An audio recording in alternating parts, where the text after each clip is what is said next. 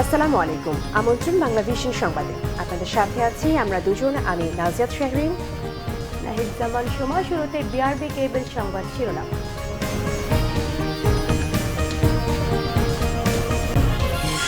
নিরীহ জনগণের ওপর যেন নির্যাতন না হয়, পুলিশকে নির্দেশ প্রধানমন্ত্রীর। মাদকের বিরুদ্ধে অভিযান অব্যাহত রাখার ঘোষণা। কুমিল্লায় গাড়ি পুড়িয়ে ৮ জনকে হত্যা মামলায় বেগম খালেদা জিয়ার জামিন নামঞ্জুর। মুক্তির দাবিতে ৮ ও ৯ ফেব্রুয়ারি বিএনপির কর্মসূচি ঘোষণা। বিনা দোষে ৩ বছর কারাভোগের পর বাড়ি ফিরেছেন জাহালাম। দায়ীদের শাস্তি ও ক্ষতিপূরণ দাবি। তদন্ত কমিটি গঠন দুদকের। বিআরটিসির ১,০০০ কোটি টাকা অপচয়, কমিশন বাণিজ্যের উদ্দেশ্যে ৫০০ কোটি টাকার নতুন বাসের প্রকল্প, বলছেন বিশ্লেষকরা। দেখছিলেন বিআরবি কেবল সংবাদ শিরোনাম। এবারে বিস্তারিত সংবাদ। নিরীহ জনগণ যাতে নির্যাতনের শিকার না হয় সেদিকে নজর দিয়ে শান্তি শৃঙ্খলা রক্ষার দায়িত্ব পালনে পুলিশ বাহিনীকে নির্দেশ দিয়েছেন প্রধানমন্ত্রী শেখ হাসিনা। মাদক সন্ত্রাস জঙ্গিবাদ দমনে কঠোর হুঁশিয়ারি দিয়ে এর বিরুদ্ধে অভিযান অব্যাহত রাখারও ঘোষণা দেন তিনি। সকালে পুলিশ সপ্তাহের উদ্বোধনী অনুষ্ঠানে এসব নির্দেশ ও ঘোষণা দেন প্রধানমন্ত্রী। মাননীয় প্রধানমন্ত্রীকে অভিবাদন জানিয়ে মুক্তিযুদ্ধের স্মৃতি বিজড়িত রাজারবাগ পুলিশ লাইন্সে প্রতিবারের মতো পুলিশ সপ্তাহের আয়োজন করে বাংলাদেশ পুলিশ বাহিনী। আনুষ্ঠানিকতার শুরুতেই খোলা জিপে চড়ে সারা দেশের পুলিশ ইউনিটের সদস্যদের কুচকাওয়াজ পরিদর্শন করেন প্রধানমন্ত্রী শেখ হাসিনা। সদর দফতরের পুলিশ সুপার আবিদা সুলতানার নেতৃত্বে প্যারেড মার্চ পাস্টে অংশ নেয় সহস্রাধিক পুলিশ সদস্য। কর্মক্ষেত্রে অসীম সাহসিকতা ও দায়িত্ব পালনের সততার স্বীকৃতি হিসেবে ৩৪৯ জন পুলিশ সদস্যকে বিপিএম পিপিএম এর বিভিন্ন ক্যাটাগরিতে ব্যাচ পরিয়ে দেন প্রধানমন্ত্রী শেখ হাসিনা। পরে পুলিশ বাহিনীর সদস্যদের উদ্দেশ্যে প্রধানমন্ত্রী বলেন, অতীতের চেয়ে ভবিষ্যতে আরও কঠোর হাতে সন্ত্রাস জঙ্গিবাদ মাদক দমনে কাজ করতে হবে। সড়ক দুর্ঘটনার নিয়ন্ত্রণে পুলিশকে আরও উদ্যোগী হওয়ারও নির্দেশনা দেন প্রধানমন্ত্রী। আমাদের পুলিশ বাহিনী আজকে এই সন্ত্রাস দমনে, জঙ্গিবাদ দমনে, মাদক দমনে এবং অগ্নিসন্ত্রাস দমনে যে ভূমিকা রেখেছেন তার জন্য আজকে শুধু দেশে না বিশ্ব তারা প্রশংসা পাচ্ছেন। বিশেষ করে জাতিসংঘ শান্তিরক্ষা মিশনে আমাদের পুলিশ বাহিনীর কর্মদক্ষতা পেশাদারিত্বের সঙ্গে দায়িত্ব পালন করে বহির্বিশ্বে বাংলাদেশের ভাবমূর্তি উজ্জ্বল করেছেন। জঙ্গি দমনে বাংলাদেশের পুলিশ এখন বিশ্বে একটি রোল মডেল হিসেবে সম্মান পেয়েছেন। জনগণের সেবক হিসেবে কাজ করার পাশাপাশি আইন শৃঙ্খলা রক্ষায় দায়িত্ব পালন করতে পুলিশ সদস্যদের প্রতি নির্দেশনা দেন প্রধানমন্ত্রী শেখ হাসিনা। একটা বিষয় লক্ষ্য রাখবেন, আপনাদের হাতে কোনো নিরীহ জনগণ কেউ যেন নির্যাতনের শিকার না হয় বা কোনো রকম হয়রানির শিকার না হয়, বরং কোনো হয়রানি হলে সাধারণ মানুষকে রক্ষা করা এটাই আপনাদের কর্তব্য, এটাই জনগণ আপনাদের কাছ থেকে প্রত্যাশা করে। সবার সহযোগিতা নিয়ে নির্বাচনী ইশতেহার বাস্তবায়নের মাধ্যমে দেশকে সমৃদ্ধিশীল করারও প্রতিশ্রুতি দেন প্রধানমন্ত্রী শেখ হাসিনা। জাতিসংঘের শান্তি মিশনে বিশেষ অবদান রাখায় বাংলাদেশ পুলিশ বাহিনী আজ বিশ্বের রোল মডেল। দেশের আইন শৃঙ্খলা রক্ষায় সেই রোল মডেলের মতোই পুলিশ বাহিনীকে কাজ করার নির্দেশনা দিলেন প্রধানমন্ত্রী শেখ হাসিনা। সানজিদ আহমেদ, বাংলা ভিশন, ঢাকা। কুমিল্লায় বাসে আগুন দিয়ে ৮ জন হত্যা মামলায় বিএনপি চেয়ারপারসন বেগম খালেদা জিয়ার জামিন আবেদন নামঞ্জুর। চার্জ গঠনের শুনানি ২৫ ফেব্রুয়ারি। ২০১৫ সালের ৩ ফেব্রুয়ারি বাসে আগুন দিয়ে ৮ জন হত্যা মামলায় হুকুমের আসামি বেগম জিয়ার জামিন আবেদন নামঞ্জুর করে চার্জ গঠনের শুনানি ২৫ ফেব্রুয়ারি ধার্য করেছে আদালত। সোমবার কুমিল্লা জেলা ও দায়রা জজ মোহাম্মদ আলী আকবর এই আদেশ দেন। এই মামলায় বেগম জিয়ার জামিনের আবেদনের শুনানি ৪ বার পিছিয়ে গেল ৪ ফেব্রুয়ারির মধ্যে নিষ্পত্তির জন্য হাইকোর্টের নির্দেশ ছিল। ২০ দলীয় জোটের ডাকা হরতাল অবরোধ চলাকালে ২০১৫ সালের ৩ ফেব্রুয়ারি ভোর রাতে কক্সবাজার থেকে ছেড়ে আসা ঢাকাগামী আইকন পরিবহনের একটি নৈশ কোচ ১৪ গ্রামে পৌঁছলে পেট্রোল বোমা নিক্ষেপ করে দুর্বৃত্তরা। এতে আগুনে পুড়ে ঘটনাস্থলেই ৭ জন এবং হাসপাতালে নেয়ার পর ১ জন সহ মোট ৮ জন ঘুমন্ত যাত্রী মারা যান। এদিকে নাইকো মামলায় অভিযোগ গঠনে পরবর্তী শুনানি হবে ১২ ফেব্রুয়ারি। আসামি ব্যারিস্টার মওদুদ আহমেদ তার পক্ষে শুনানি শেষ করতে না পারায় সময়ের আবেদন করলে পরবর্তী এ তারিখ দিয়েছে ঢাকার বিশেষ জজ আদালত। বিএনপি চেয়ারপারসন বেগম খালেদা জিয়ার পক্ষে মামলার অভিযোগপত্রে ব্যবহার করা বেশ কিছু নথিপত্র চেয়ে আবেদন করা হয়। রাষ্ট্রের ক্ষতি সাধন এবং দুর্নীতির অভিযোগে করা নাইকো মামলায় অভিযোগ গঠনের শুনানিতে সোমবার পুরান ঢাকার পরিত্যক্ত কেন্দ্রীয় কারাগারে বসানো বিশেষ আদালতে বিএনপি চেয়ারপারসন বেগম খালেদা জিয়ার উপস্থিতিতে শুরু হয় আদালতের কার্যক্রম। শুরুতেই মামলার অভিযোগপত্রে ব্যবহার করা বেশ কিছু নথিপত্র চেয়ে বেগম খালেদা জিয়ার পক্ষ থেকে আবেদন করা হয়। পরে আদেশ দেবেন বলে ঢাকার বিশেষ জজ আদালতের বিচারক শেখ হাফিজুল ইসলাম অভিযোগ গঠনের শুনানি শুরু করতে বলেন। ব্যারিস্টার মওদুদ আহমদ নিজের পক্ষে শুনানি করেন সোমবারও। ঘণ্টাখানেক শুনানির পর ব্যারিস্টার মওদুদ আহমদ সময়ের আবেদন করলে আদালত পরবর্তী তারিখ দিয়ে মামলার কার্যক্রম মুলতবি করেন। অভিযোগপত্রে বলা হয়েছে, বারবার বলছে যে প্রমাণিত শেখ হাসিনা প্রধানমন্ত্রী হিসেবে তিনি এই কি বলে না দোষী বলে প্রমাণিত বলে কয়েকবার এই অভিযোগপত্রে বলা হয়েছে, কিন্তু আজকে তিনি মুক্ত। আর আমরা এই মামলায় আজকে আমাদের নিজেদেরকে ডিফেন্ড করতে হচ্ছে। আগামী 12 তারিখে পরবর্তী তারিখ নির্ধারণ করা হয়েছে, 12ই ফেব্রুয়ারি। মামলার নথিপত্র চেয়ে বেগম খালেদা জিয়ার আবেদন বরাবরের মতো সময় ক্ষেপণের প্রচেষ্টা বলে মনে করেন দুদকের আইনজীবী। ডিসচার্জ পিটিশন শুনানিকালে ওনারা বলছেন যে ওনাদেরকে কাগজপত্র প্রদান করতে হবে। এরকম করে কাগজপত্র প্রদান করার কোনো আইন নেই। যে সমস্ত গ্যাস ক্ষেত্রগুলো অ্যাবেন্ডেন্ট ছিল না, যেগুলো কোনোদিন এক্সপ্লোর হয় নাই, সেগুলোকে অ্যাবেন্ডেন্ট ঘোষণা করে জায়গা বাড়ায় দেওয়া হয়েছে। যতটুকু ক্ষেত্রে কাজ করার কথা ছিল সেই ক্ষেত্রের ইস্ট ওয়েস্ট নর্থ সাউথ স্পেসকে বৃদ্ধি করে দেওয়া হয়েছিল। সুতরাং মওদুদ আহমদ সাহেব যে কথাগুলি বলছেন এই কথাগুলি সঠিক না। কানাডার কোম্পানি নাইকোর সাথে অস্বচ্ছ চুক্তির মাধ্যমে রাষ্ট্রের বিপুল আর্থিক ক্ষতি সাধন ও দুর্নীতির অভিযোগ এনে 2007 সালের 9 ডিসেম্বর তেজগাঁও থানায় সাবেক প্রধানমন্ত্রী বেগম খালেদা জিয়া সহ প্রথমে 5 জনের বিরুদ্ধে মামলা করে দুদক। পরে আদালতে 11 জনের বিরুদ্ধে চার্জশিট দাখিল করা হয়। Ahmed Sarwar, Bangla vision, Dhaka. BNP chairperson Begum Khaleda Zia সহ বন্দী নেতাকর্মীদের মুক্তির দাবিতে 8 ফেব্রুয়ারি রাজধানীর ইঞ্জিনিয়ার্স ইনস্টিটিউটে এবং 9 ফেব্রুয়ারি সারা দেশে সভা করবে বিএনপি। বইমেলার কারণে সোহরাওয়ার্দী উদ্যানের সমাবেশের পরিবর্তে এই কর্মসূচি দেওয়া হয়েছে বলে জানিয়েছেন বিএনপির সিনিয়র যুগ্ম মহাসচিব রুহুল কবির রিজভী আহমেদ। নয়াপল্টন কেন্দ্রীয় কার্যালয়ের সংবাদ সম্মেলনে তিনি অভিযোগ করেছেন, দুর্নীতি দমন কমিশন বিরোধী মতকে দমন করতে গিয়ে বেপরোয়া অনাচারে লিপ্ত রয়েছে। নির্দোষ, নিরীহ, নিরপরাধ মানুষও দুদকের মিথ্যে মামলার অমানবিকতা থেকে রেহাই পাচ্ছেন না। তিনি বলেছেন, ভুয়া ভোটে সরকারের চাহিদা মেটাতে তারা গণতান্ত্রিক শক্তিকে পরাধীনতার শৃঙ্খলে বন্দী করতে ব্যস্ত আছে। প্রকৃত অপরাধীদের পরিবর্তে জাহালামের মতো নিরপরাধীদের বন্দী রাখার নিন্দাও জানিয়েছেন রিজভী আহমেদ। ও তো স্বাধীন নয়, ও তো শেখ হাসিনার কাছে পরাধীন। বেগম খালেদা জিয়ার বিরুদ্ধে অন্যায়ভাবে মিথ্যা মামলা দিয়ে সাজা দিয়ে কারাগারে আটকে রাখার পিছনে প্রকাশ্য কারিগর হচ্ছে এই দুদক। তাদের এই বেপরোয়া কর্মকাণ্ডের কারণে প্রকৃত অপরাধীকে না ধরে জাহালম নামে একজন নির্দোষ যুবক আজকে 3 বছরের মতো কারাগারে আটকেছে। কারণ দুদক তো কাজ করছে সরকার কিসে সন্তুষ্ট হবে, অর্থাৎ মিথ্যা মামলা বানাও আর বিএনপির নেতাদের বিরুদ্ধে সেটিকে প্রয়োগ করো। আওয়ামী লীগ সাধারণ সম্পাদক ওবায়দুল কাদের বলেছেন, আন্দোলন করে বিএনপি বেগম খালেদা জিয়াকে মুক্ত করবে এটা আর দেশের জনগণ বিশ্বাস করে না।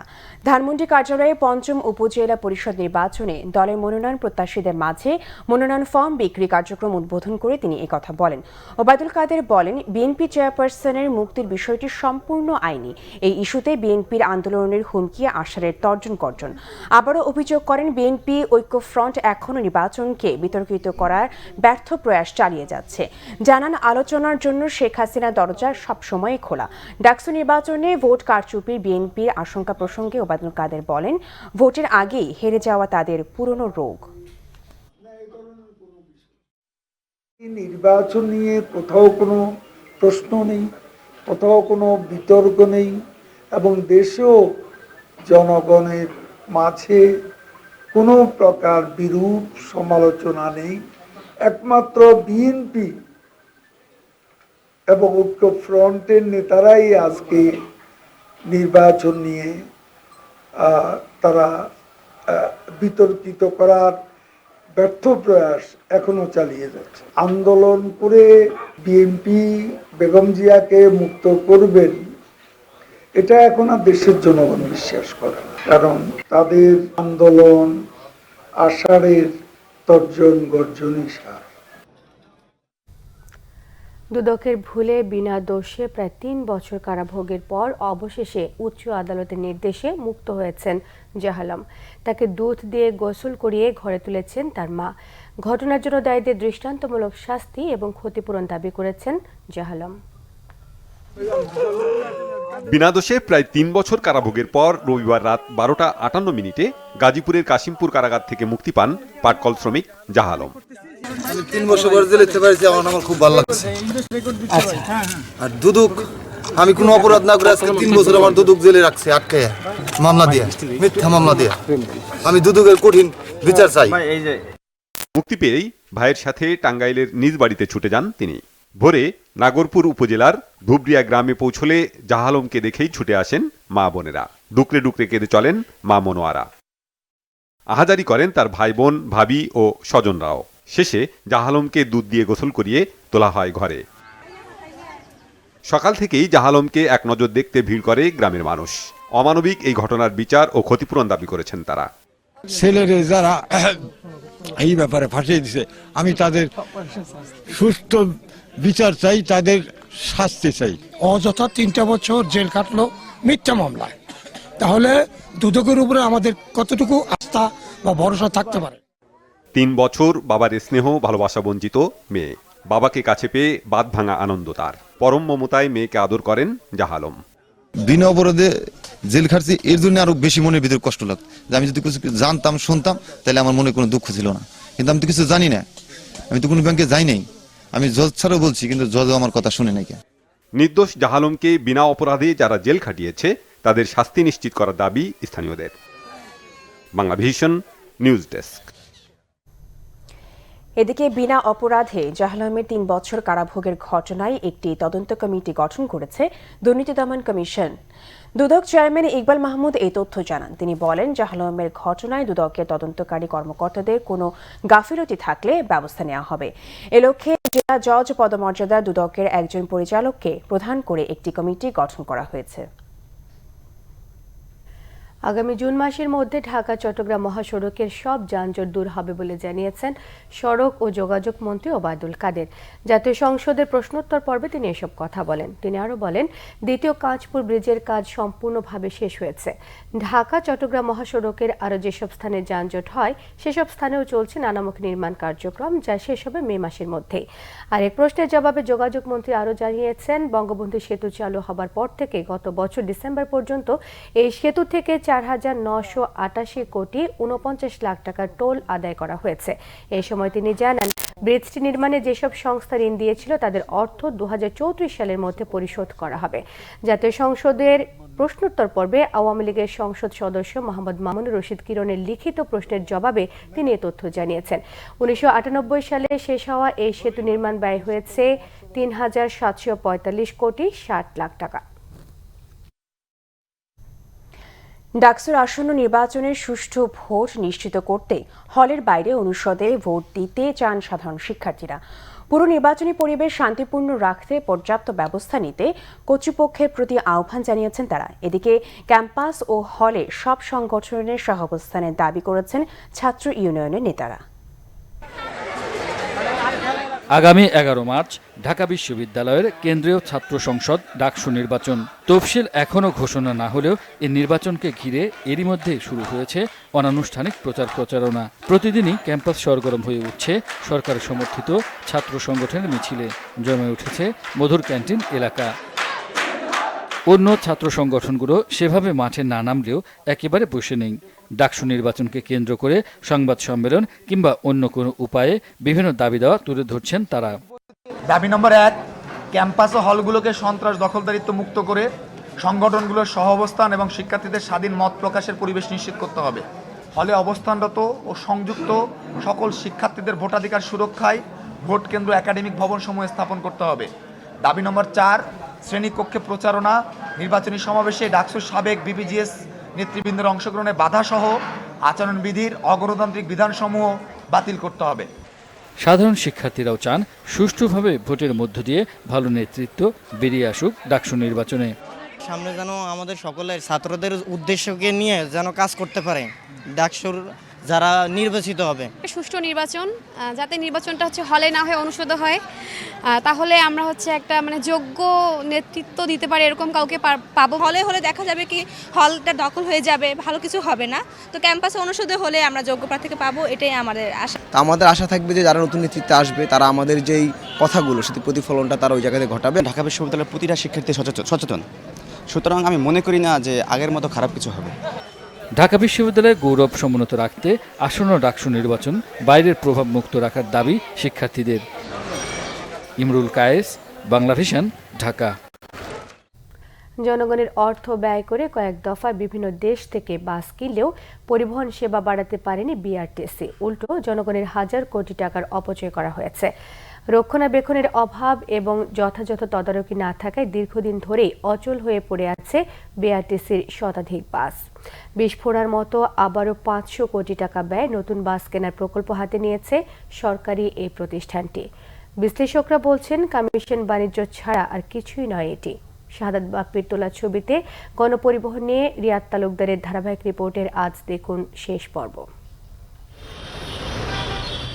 বেসরকারি পরিবহনের পাশাপাশি রাজধানীতে যাত্রী সেবায় নিয়োজিত সরকারি প্রতিষ্ঠান বিআরটিসি পরিবহন চাহিদা মেটাতে 2002 থেকে 2012 সাল পর্যন্ত 3টি প্রকল্পে 403 কোটি টাকা ব্যয়ে 560টি বাস কিনেছিল বিআরটিসি।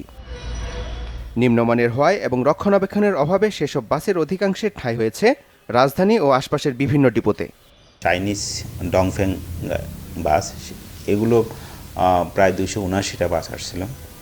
এই বাসগুলো আপনারা দেখবেন যে এগুলো একতলা বাস, নন এসি, এগুলো হালকা বাস, কিন্তু এগুলোর ইঞ্জিনটার সমস্যা আছে। টেকনিক্যালি এই গাড়িগুলো বেশি সাউন্ড ছিল না। 13 থেকে আমরা যদি 19 ধরি, তো 6 বছরে প্রায় এখনও 100টার মতন বাস আউট অফ অর্ডার হয়ে আছে। এপ্রিলের মধ্যে আমরা 600 বাস এবং 500 ট্রাক এগুলো আসবে। সরকারি সেক্টরগুলো আসলে সেইভাবে উন্নয়ন করতে পারে না, কারণ হলো কি এগুলো জবাবদিহিতার মধ্যে থাকে না এবং এগুলো মনিটরিংয়ের মধ্যে থাকে না। যারা এগুলো পরিচালনা করে, যাদের দায়িত্ব দেওয়া হয়, তাদের জবাবদিহিতা যদি ঠিকমতো থাকতো তাহলে এগুলো ঠিক হতো।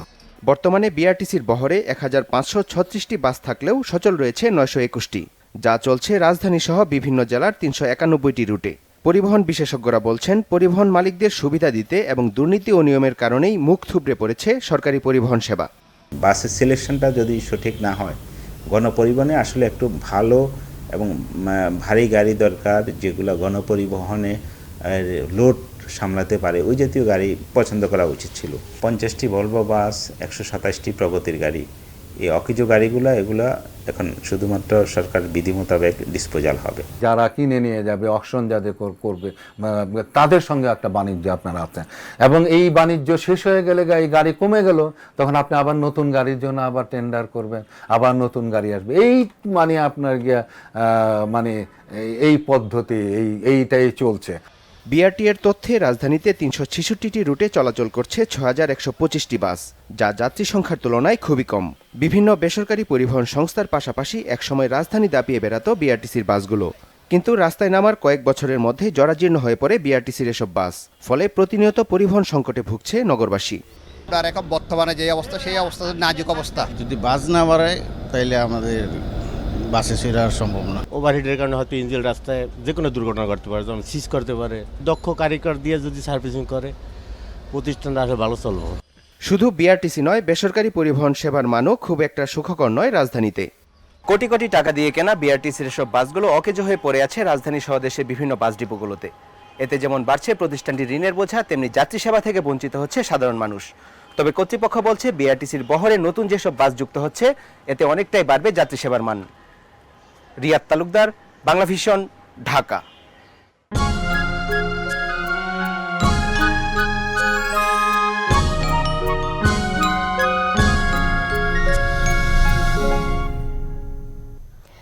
নানা বয়সের মানুষের পদচারণায় চতুর্থ দিনেও জমজমাট অমর 21শে গ্রন্থমেলা। বিচিত্র সব মোড়কে প্রতিদিনই মেলায় আসছে নতুন নতুন বই। পাঠক ও দর্শকদের আকৃষ্ট করতে প্রাণান্ত চেষ্টা রয়েছে প্রকাশনী সংস্থাগুলোর।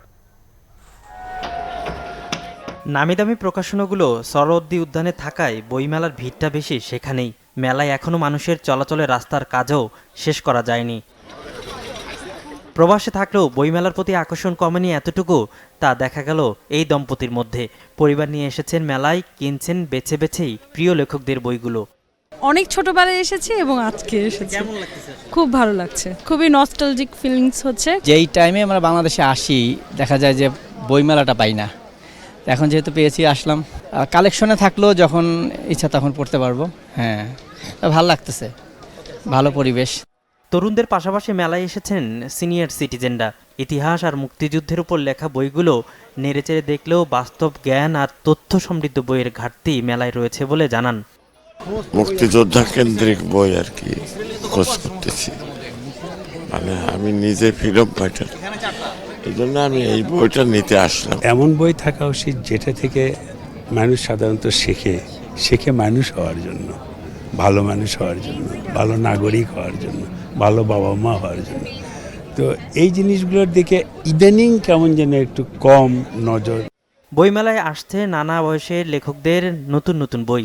সমসাময়িক ইস্যুও স্থান পেয়েছে তাদের বইয়ে। আর শুরু থেকেই বইমেলায় লোক সমাগমে খুশি প্রকাশকরাও। টকশো নিয়ে মানুষের অনেক প্রশ্ন আছে, গুজব নিয়ে অনেক প্রশ্ন আছে মানুষের। তাহলে এই প্রশ্নগুলোর একটা কম্পাইলেশন, অর্থাৎ সাধারণ মানুষের এক ধরনের ব্যাখ্যা থাকে, আবার গণমাধ্যম কর্মী হিসেবে আমরা সমস্যাগুলোকে অন্যভাবে মোকাবেলা করি। 20 তারিখের পরের থেকে মনে করেন যে মেলাটা খুবই জমজমাট হয়, তখন তো শুধু বিক্রি আর বিক্রি। তারপরেও এই বছর মনে হইতেছে যে প্রথম দিক থেকে এই মেলায় একটু লোকের সমাগমটা ভালো। বিক্রির পাশাপাশি শেষ দিকে বইমেলা আরও জমবে বলে আশা করছেন সংশ্লিষ্টরা। সৈয়দ আব্দুল মুহিত, বাংলা ভিশন, ঢাকা। এ পর্যায়ে রয়েছে সিবিসি টাইল সংবাদ বিরতি। সাথেই থাকুন, ফিরে এসে থাকছে মোটা চাল কেটে মিনিকেট নামে খাওয়ানোর প্রতারণায়, এতে নেই স্বাভাবিক খাদ্যমান বলছেন বিশেষজ্ঞরা। প্রিয়াঙ্কা চোপড়ার পর কক্সবাজারের রোহিঙ্গা ক্যাম্পে হলিউড অভিনেত্রী অ্যাঞ্জেলিনা জোলি কাল করবেন সংবাদ সম্মেলন।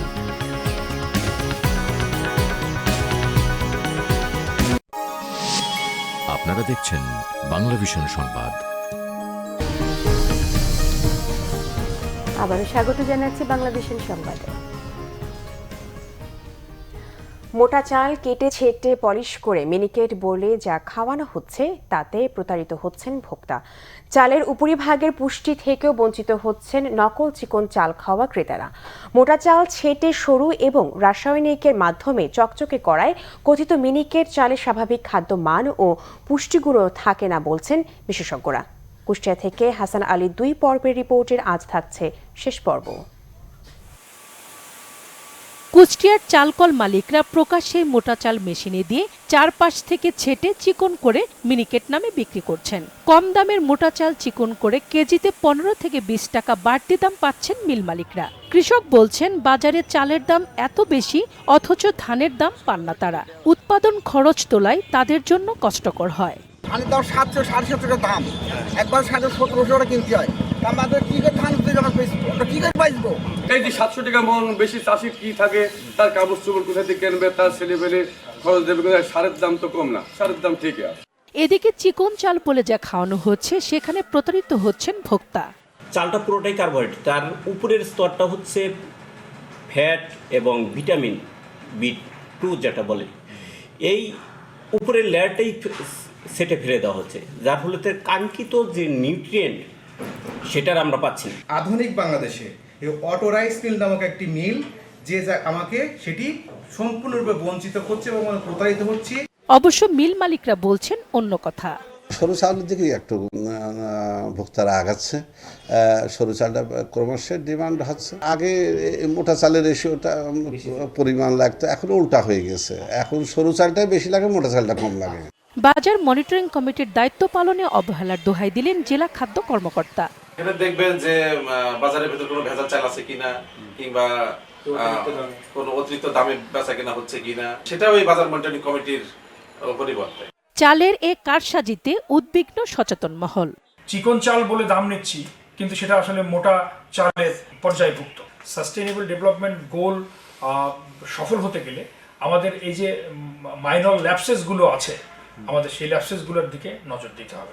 চালে ভেজালকারীদের বিরুদ্ধে ব্যবস্থা নেওয়ার দিয়েছেন জেলা প্রশাসক।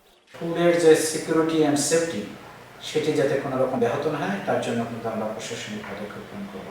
Bangla vision news desk. কুষ্টিয়ার মিরপুরে ইউনানি কাশির সিরাপ খেয়ে এক শিশুসহ 2 জনের মৃত্যু হয়েছে।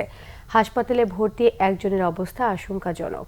রাত 10টার দিকে জেলার মিরপুরের খাড়াডা এলাকায় এই দুর্ঘটনা ঘটে। নবাব আলীর বাড়িতে টেলিভিশন দেখতে যায় প্রতিবেশী নূর মোহাম্মদ। এই সময় নবাব, তার মেয়ে এবং প্রতিবেশী 3 জনের কাশি হওয়ায় মেরিগোল্ড নামক ইউনানি কাশির সিরাপ সেবন করেন। রাতে নূর মোহাম্মদ এবং নবাবের মেয়ে শামীমার মৃত্যু হয়। নবাব ল্যাবরেটরি প্রস্তুতকৃত মেরিগোল্ড নামক ইউনানি কাশির সিরাপ 2 মাস পূর্বে কিনেছিল বলে পারিবারিক সূত্রে জানা যায়। আশঙ্কাজনক অবস্থায় গৃহকর্তা নবাব কুষ্টিয়া জেনারেল হাসপাতালে চিকিৎসাধীন রয়েছেন। কক্সবাজারের রোহিঙ্গা ক্যাম্প পরিদর্শন করছেন জাতিসংঘের শরণার্থী বিষয়ক সংস্থা UNHCR এর বিশেষ দূত ও হলিউড অভিনেত্রী অ্যাঞ্জেলিনা জোলি। কাল শেষ হবে তার এই পরিদর্শন। রোহিঙ্গা শরণার্থীদের দেখতে তিনি সকাল 10:30টায় নোভো এয়ারের বিমানে কক্সবাজার পৌঁছেছেন। এরপর সড়ক পথে যান টেকনাফ রোহিঙ্গা ক্যাম্পে। রোহিঙ্গা নারী পুরুষের কাছ থেকে রাখাইনে সেনাবাহিনীর হাতে নির্যাতন, হত্যাকাণ্ড এবং বসত বাড়িতে অগ্নিসংযোগের বর্ণনা শোনেন অ্যাঞ্জেলিনা জোলি। বিকেলে বি ব্লকের ব্র্যাকের স্বেচ্ছাসেবকদের সাথে মতবিনিময় করেন তিনি। আজ রাতে তিনি থাকছেন হোটেল রয়্যাল টিউলিপে। মঙ্গলবার উখিয়া রোহিঙ্গা ক্যাম্প পরিদর্শনের পর সংবাদ সম্মেলনে আনুষ্ঠানিক মতামত জানাবেন তিনি। হলিউড অভিনেত্রী অ্যাঞ্জেলিনা জোলি 2012 সাল থেকে UNHCR এর বিশেষ দূত হিসেবে কাজ করছেন। এর আগে রোহিঙ্গা শিশুদের দেখতে এসেছিলেন জাতিসংঘের শুভেচ্ছা দূত বলিউড তারকা প্রিয়াঙ্কা চোপড়া। হাইকোর্টের নির্দেশে চট্টগ্রামের প্রাণ কর্ণফুলী নদীর 2 পাড়ের অবৈধ স্থাপনা উচ্ছেদ শুরু করেছে জেলা প্রশাসন। এর আগে বারবার উচ্ছেদ অভিযানের উদ্যোগ থামিয়ে দেয় প্রভাবশালীরা। চট্টগ্রাম থেকে রিপোর্ট করছেন শাহেদা পিয়া, ক্যামেরায় ছিলেন সাইফুল। দখল দূষণে মৃতপ্রায় চট্টগ্রামের কর্ণফুলী নদী। দখলের কারণে গত 2 দশকে নদীর 2 পাড় সংকুচিত হয়েছে 200 থেকে 300 মিটার। 2000-এর বেশি অবৈধ দখলদারের কবলে পড়ে করুণ দশা এই নদীর। নদীর তীর দখল করে গড়ে উঠেছে প্রায় 2500 স্থাপনা। বারবার উচ্ছেদ অভিযান চালানোর উদ্যোগ নেওয়া হলেও আদালতে স্থগিতাদেশ এনে সে উদ্যোগকে ঠেকিয়ে দেয় প্রভাবশালীরা। কিন্তু এবার সেই আদালতই কর্ণফুলীকে বাঁচাতে নদী পাড়ের অবৈধ স্থাপনা উচ্ছেদের নির্দেশ দেয় জেলা প্রশাসনকে। চট্টগ্রাম বন্দরের লাইটার জেটি থেকে শুরু করে বারেক বিল্ডিং পর্যন্ত আমরা প্রায় 200-র মতো অবৈধ স্থাপনা চিহ্নিত করেছি এবং এগুলোই আমাদের আজকে এই উচ্ছেদ কার্যক্রম চলবে। 3 ধাপে হবে, এটা হচ্ছে প্রথম ধাপ। তারপরে পতেঙ্গা জোনে আরেকটি ধাপ হবে এবং চাক্তাইখাল থেকে মোহরা পর্যন্ত সেটা আরেকটা ধাপে পরবর্তীতে হবে। দীর্ঘদিন পরে হলেও নদী পাড়ের অবৈধ স্থাপনা উচ্ছেদ শুরু হওয়ায় খুশি নদী পাড়ের বাসিন্দারাও। 89-তে জায়গায় আসছিলাম, অনেক দিন থেকে আমরা লেবার, আমরা মানুষ 19 জন। সরকারের জায়গা লাগবে, সরকার নিয়ে যাইতে আছে, ঠিক আছে। এখানে আমাদের কোনো দাবি দেওয়া কিছু নেই। নদীর পরিবেশ নষ্ট করছে, নদী ছোট করে ফেলছে, ভরে ভরে নদীগুলো ছোট করে ফেলছে। এগুলোর জন্য সরকার যে পদক্ষেপ নিচ্ছে সরকারকে অশেষ ধন্যবাদ দেওয়া উচিত। উচ্ছেদের পর আবার যাতে কেউ স্থাপনা তৈরি করতে না পারে সেজন্য নদীর 2 পাড়ে গাছ লাগানো সহ সীমানা পিলার দেওয়ার কথা জানিয়েছে প্রশাসন। শাহেদা পিয়া, বাংলা ভিশন, চট্টগ্রাম। নিখোঁজে 4 মাস পর ক্ষতবিক্ষত অবস্থায় উদ্ধার করা হয়েছে এক কিশোরীকে। ঘটনায় জড়িত সন্দেহে 2 যুবককে আটক করা হয়েছে। চট্টগ্রামের কালুরঘাট ব্রিজের নিচ থেকে সোমবার সন্ধ্যায় উদ্ধার করা হয় কিশোরী রাহেনা আক্তারকে। সে হাতিয়া উপজেলার চরনঙ্গেলিয়া গ্রামে এনায়েতুল্লাহ বাহারের মেয়ে। রাহেনার মা জানায়, মাস 4 আগে বাড়ি থেকে তার মেয়েকে ফুসলিয়ে নিয়ে যায় স্থানীয় রিনা আক্তার। বিভিন্ন স্থানে খোঁজাখুঁজি করেও তাকে পাওয়া যায়নি। এক পর্যায়ে রিনা তাকে এক জায়গায় বাসায় কাজে দিয়েছে বলে স্বীকার করে। এর কয়েকদিন পর অপরিচিত একটি ফোন নম্বর থেকে কল দিয়ে মা আমি রাহেনা বলতেই লাইনটি কেটে যায়। রবিবার রাতে অজ্ঞাত এক ব্যক্তি ফোনে রাহেনার মাকে তার মেয়ের অবস্থান জানান। রাতেই কালুরঘাট ব্রিজের নিচ থেকে মুমূর্ষু অবস্থায় রাহেনাকে উদ্ধার করে পরিবারের সদস্যরা। হাসপাতালে চিকিৎসাধীন রাহেনা জানান, গত 4 মাস ধরে রিনার মামি আলিয়া তার মাইজদির বাসায় রাহেনাকে নানাভাবে নির্যাতন করেছে। সুধারাম থানার পুলিশ প্রাথমিক অভিযোগের ভিত্তিতে সুমন ও শাহাবুদ্দিন নামে 2 যুবককে আটক করেছে। আরও কিছু খবর নিয়ে এখন থাকছে একটি ডেস্ক রিপোর্ট। ব্যাংকিং সেবা থেকে বঞ্চিত জনগোষ্ঠীকে ব্যাংকিং সেবার আওতায় আনতে ইসলামী ব্যাংকের উদ্যোগে মাসব্যাপী বিশেষ কর্মসূচি ফাইন্যান্সিয়াল ইনক্লুশন ক্যাম্পেইনের আনুষ্ঠানিক উদ্বোধন হয়েছে। সকালে ইসলামী ব্যাংক টাওয়ারে ব্যাংকের প্রধান নির্বাহী ও ম্যানেজিং ডিরেক্টর মাহবুব উল আলম ক্যাম্পেইনের উদ্বোধন করেন। অনুষ্ঠানে প্রধান আলোচক ছিলেন বাংলাদেশ ব্যাংক ফাইন্যান্সিয়াল ইনক্লুশন ডিপার্টমেন্টের মহাব্যবস্থাপক মোহাম্মদ আবুল বশর। এ সময় প্রধান কার্যালয়ের নির্বাহী ও বিভিন্ন শাখার ব্যবস্থাপকরা উপস্থিত ছিলেন। আগামী 16 ফেব্রুয়ারি মানবাধিকার সম্মেলন সফল করতে বাংলাদেশ মানবাধিকার কমিশনের প্রতিষ্ঠাতা ও secretary general doctor Saiful Islam দিলদারের সাথে সৌজন্য সাক্ষাৎ করেন বিএসআরসি সদর দপ্তরের গভর্নর সাইমুম রেজা পিয়াস। এ সময় উপস্থিত ছিলেন সংগঠনের ঢাকা মহানগর দক্ষিণ পশ্চিম শাখার সভাপতি মোহাম্মদ হারুনুর রশিদ, বিশেষ প্রতিনিধি মোহাম্মদ মোস্তাক আহমেদ ভূঁইয়া এবং সদর দপ্তরের সহকারী পরিচালক মোহাম্মদ রুহুল আমিন, নরসিংদী আঞ্চলিক শাখার সভাপতি ওবায়দুর রহমান টিটু সহ অন্যরা। নোয়াখালীর বেগমগঞ্জ গ্লোব বিস্কিট ফ্যাক্টরিতে ভয়াবহ আগুন লাগার ঘটনা ঘটেছে। এতে এক কর্মচারী আহত হয়। ফায়ার সার্ভিসের 7টি ইউনিট প্রায় 2 ঘন্টা চেষ্টা চালিয়ে আগুন নিয়ন্ত্রণে আনে। ক্ষয়ক্ষতির পরিমাণ জানা যায়নি। বৈদ্যুতিক শর্ট সার্কিট থেকে আগুনের সূত্রপাত বলে ফায়ার সার্ভিসের কর্মকর্তারা জানান। এদিকে এ ঘটনায় মাইজদি চৌমুহনী সড়কে হাজারো মানুষের ভিড়ে সৃষ্টি হয় যানজট। মাদক থেকে যুব সমাজকে দূরে রাখতে বান্দরবানে মোটরসাইকেল শোভাযাত্রা হয়েছে। বান্দরবান ব্রাদারহুড বিডি নামে একটি স্বেচ্ছাসেবী সংগঠনের আয়োজনে বান্দরবান রাজার মাঠ থেকে শোভাযাত্রাটি শুরু হয়। জেলার বিভিন্ন উপজেলা থেকে অন্তত 500 যুবক অংশ নেয়। তারা বিভিন্ন সড়ক প্রদক্ষিণ শেষে রাঙ্গামাটির কাপ্তাই লেক পর্যটন কেন্দ্রে যান। এ সময় যুবকরা সড়কের বিভিন্ন স্থানে দাঁড়িয়ে পথচারীদের মাদকের ক্ষতিকর দিক তুলে ধরেন। Bangla vision news desk. আবারও নিচ্ছে সিবিসি টাইলস সংবাদ বিরতি। সঙ্গেই থাকুন, ফিরে এসে যা থাকছে। কলকাতায় পুলিশ সিবিআই সংঘাতের জেরে উত্তপ্ত ভারতের রাজনীতি, পার্লামেন্টে বিক্ষোভ।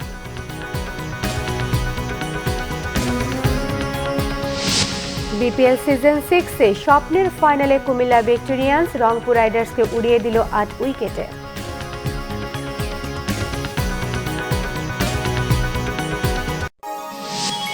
আপনারা দেখছেন বাংলা ভিশন সংবাদ। আর একবার স্বাগত জানাচ্ছি বাংলা ভিশন সংবাদে।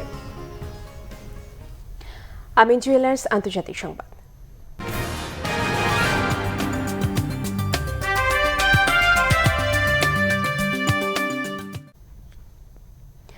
পশ্চিমবঙ্গের কলকাতায় পুলিশ সিবিআই সংঘাতের জেরে উত্তপ্ত হয়ে উঠেছে ভারতের রাজনৈতিক অঙ্গন। বিক্ষোভে উত্তাল দেশটির পার্লামেন্টও। মোদী সরকারের বিরুদ্ধে প্রতিহিংসার রাজনীতির অভিযোগ এনেছেন পশ্চিমবঙ্গের মুখ্যমন্ত্রী মমতা বন্দ্যোপাধ্যায়। পুলিশ সিবিআই টানাপোড়েনের জেরে সংঘাত শুরু রবিবার। এদিন সারদা ও রোজ ভ্যালি চিটফান্ডে তদন্তের বিষয়ে জিজ্ঞাসাবাদ করতে কলকাতার পুলিশ কমিশনার রাজীব কুমারের বাড়িতে যান সিবিআই কর্মকর্তারা। তাতে বাধা দেয় কলকাতা পুলিশ। কথা কাটাকাটি ও ধাক্কাধাক্কির এক পর্যায়ে সিবিআই কর্মকর্তাদের আটক করে থানায় নিয়ে যায় পুলিশ, যদিও পরে তাদের ছেড়ে দেওয়া হয়। পুলিশ কমিশনারের বাড়িতে যাওয়ার ঘটনায় তীব্র ক্ষোভ জানান পশ্চিমবঙ্গের মুখ্যমন্ত্রী মমতা বন্দ্যোপাধ্যায়। এর প্রতিবাদে রবিবার সন্ধ্যা থেকে ধর্মতলার সামনে অবস্থান ধর্মঘট করছেন তিনি। মমতার অভিযোগ, সাংবিধানিক ও ব্যক্তিগত অধিকার খর্ব করছে মোদী সরকার। এই ইস্যুতে তৃণমূল, কংগ্রেস সহ বিরোধী সদস্যদের প্রতিবাদ বিক্ষোভে সোমবার দিনভর উত্তাল ছিল ভারত পার্লামেন্টে দুকক্ষ রাজ্যসভা ও লোকসভা। তুমুল বিক্ষোভের মুখে এদিন স্থানীয় সময় দুপুর 12টা পর্যন্ত লোকসভায় এবং বেলা 2টা পর্যন্ত রাজ্যসভা মুলতবি রাখা হয়। এই পরিস্থিতিতে গণতন্ত্রের জন্য বিপজ্জনক বলেছেন ভারতের স্বরাষ্ট্রমন্ত্রী রাজনাথ সিং। ভেনেজুয়েলার প্রেসিডেন্ট নিকোলাস মাদুরোকে ক্ষমতাচ্যুত করতে সামরিক হস্তক্ষেপের হুমকি দেয় মার্কিন প্রেসিডেন্ট ডোনাল্ড ট্রাম্পের সমালোচনা করেছে রাশিয়া। সেই সঙ্গে পরামর্শ দিয়েছে সংযত আচরণ করার জন্য। এদিকে বিরোধী দলের নেতা ওয়ান গুয়াইদোকে আনুষ্ঠানিক স্বীকৃতি দিয়েছে ইউরোপীয় ইউনিয়নের কয়েকটি দেশ। ট্রাম্পের এক সাক্ষাৎকারের জবাবে এই প্রতিক্রিয়া দেন ভেনেজুয়েলার বন্ধু রাষ্ট্র রাশিয়া। ইন্টারফ্যাক্সকে দেওয়া প্রতিক্রিয়ায় রুশ পররাষ্ট্র মন্ত্রণালয়ের ল্যাটিন আমেরিকা বিষয়ক বিভাগের প্রধান আলেকজান্ডার শেটিনিন জানিয়েছেন, ভেনেজুয়েলাকে সাহায্য করতে ইচ্ছুক আন্তর্জাতিক সম্প্রদায়ের উচিত যে কোনো ধ্বংসাত্মক সিদ্ধান্ত বা কৌশল এড়িয়ে চলা। সম্প্রতি সিবিএস টেলিভিশনে প্রচারিত সাক্ষাৎকারে ট্রাম্প জানান, প্রয়োজনে ভেনেজুয়েলায় সামরিক হস্তক্ষেপের প্রস্তুতি রয়েছে যুক্তরাষ্ট্রের। আরও জানিয়েছেন, কমাস আগে প্রেসিডেন্ট মাদুরোর দেয়া আলোচনার প্রস্তাব প্রত্যাখ্যান করেছেন। এদিকে ভেনেজুয়েলার বিরোধী দলের নেতা ওয়ান গুয়াইদোকে আনুষ্ঠানিক স্বীকৃতি দিয়েছে ইইউ এর 8টি দেশ। আগাম প্রেসিডেন্ট নির্বাচনের জন্য ইউরোপের বেঁধে দেয়া আলটিমেটাম মাদুরো না মানায় সোমবার গুয়াইদোকে দেশটির অন্তর্বর্তী প্রেসিডেন্ট হিসেবে স্বীকৃতি দেয় যুক্তরাজ্য, ফ্রান্স, জার্মানি সহ কয়েকটি দেশ।